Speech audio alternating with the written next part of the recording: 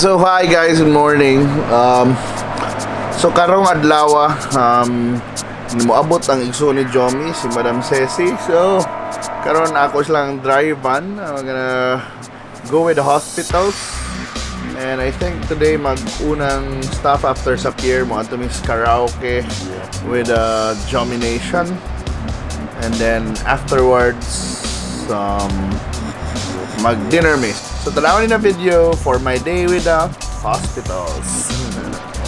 So kuya gusto mga hospitals kay manuro mi mag-mall hopping mi karon. Laban lang jud. So nalami ron sa J Center Mall. Para let's see what will happen. Yes, mag-karaoke kuno kayo ni.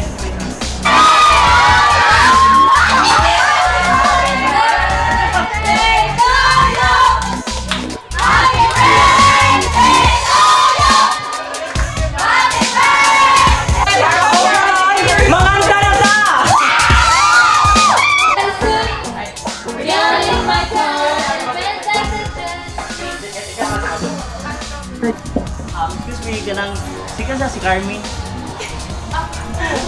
Ako ba forever di ko nimo na.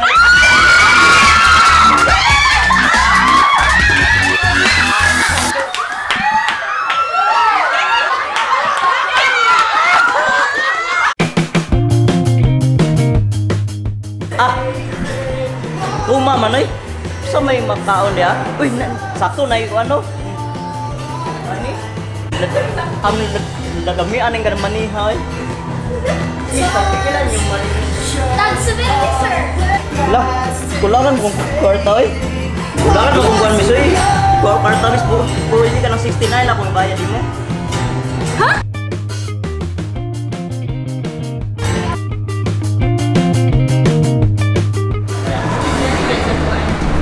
So, next stop, narami ron sa Robinsons Galleria Cebu kay mag-dinner. Yung Galleria actually is the favorite mall ni Jomie kay galang guys Jomie doy kay mingaw kuno kayo. So, hawan, why sama? My favorite mall. Yes. Ghost Mall. Yes. So, sa amin manihapon, malit sa aming dessert kay ganahan si Jomie San Rival. Yeah, so, wala no. Pero malanay no? So, morning sa pinakasikat na kan, you know, kung basta Dumaguete, hi by the way, naga Dumaguete din. Chada. Chada po daw sa ilaw. Chada din. Dumaguete, ilan Cagayan. Pati daw sa Dumaguete, wala lang. Chada kayo sa Rival diri bay. Sa Rival ting Silvana pila na ngayon ron? 220. 220 ang 10 pieces. 195 ang day.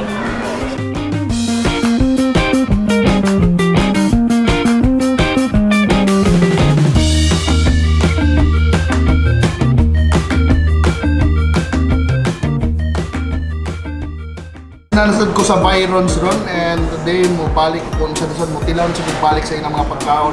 Oh, by the way, nasa lang yung solo meals na mag-range sa 100 kapin, so 165 ning Kani may solo meals din.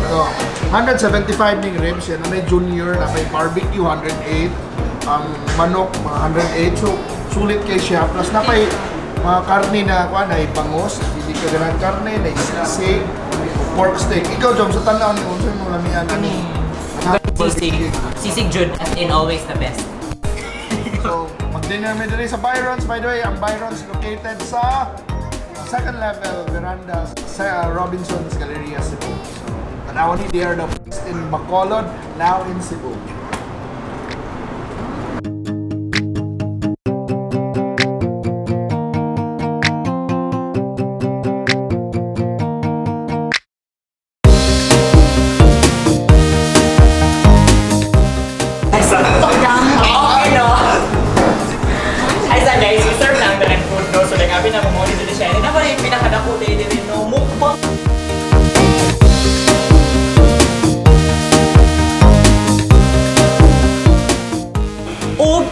Atong istoryahan unsa atong pinaka-paborito diri sa Byron's. Pangutan ako, Kalami Cebu.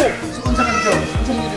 Sisig. May ganahan kay ko sabi ko, baby back ribs, ganahan kay ko sa back ribs guys, pero sisig jud akong always favorite. Lami-lami po ang kani siyang isda, although Ligay ko kuan og isda. Chicken o lagi ang chicken. Kung napasiglan abukay dire, nalamian na ni siya ng isda. overall, lami kay siya. It's a 10 out of 10. And price-wise, it's good. Okay! Okay! Di pa matana ko siya ganina nga. Ang iyang kagutom na utan. So, pila man ka rice mo na Pila ka rice mo na utan? Wala gutuma. Si Mami. Madame Cece. Same answer, tanan. So, marikomenda kinigin mo sa mga... Problema ka dahil sa bayan sa paghurot. Sa pagbuno. Ikaw ba yun? Sa mga kila niya? Naliteran. Question.